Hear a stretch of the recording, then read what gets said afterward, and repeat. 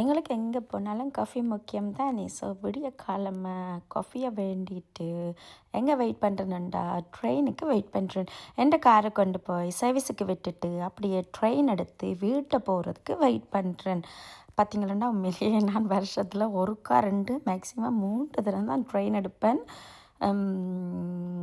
So நாளைக்கு பிறகு இன்றைக்கு ட்ரெயின் எடுத்துட்டு வீட்டை போகிறேன். வீட்டை போயிட்டு இறங்கி அப்படியே இயற்கையை ரசித்து கொண்டு நடந்து வீட்டை போகிறேன். இது என்ன பார்த்தீங்களாண்டா, ப்ளம் காய்ச்சிருக்குது, இன்னும் பழுக்கையில், ஒரு பழம் கூட பழுக்கையில். நான் இன்றைக்கி நடந்து போகிறேன். நாளைக்கு பிறகு நடக்கையில் ரோட்டில் இருக்கிறது எல்லாத்தையும் பார்த்து ரசித்து கொண்டு நடக்கிறேன். எங்கள் வீட்டுக்கு பக்கத்தில் நிற்கிற அப்ப மரத்தை பாருங்கள். சிவப்பு சோப்பா எவ்வளோ காய்ச்சி கிடக்கு. எங்களை பார்த்தீங்கன்னா பிஎஸ் இருக்கு.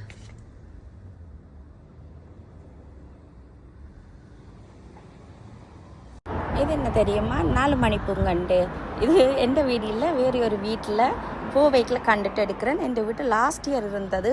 இது இந்த விதை எடுத்து வச்சுருந்தேன். நான் அதை போட மறந்துட்டேன். இதை பார்த்த பிறகு தான் எனக்கு ஞாபகம் வந்துச்சுது, என்னட்ட இருக்குதே, நான் மறந்துட்டேனே என்று சொல்லி 4 மணிப்பூ இப்போ வாடி கிடக்குதுன்னு சொன்னேன். எனக்கு 4 மணி ஆகலை, அதனால் வாடி போய் இருக்குது.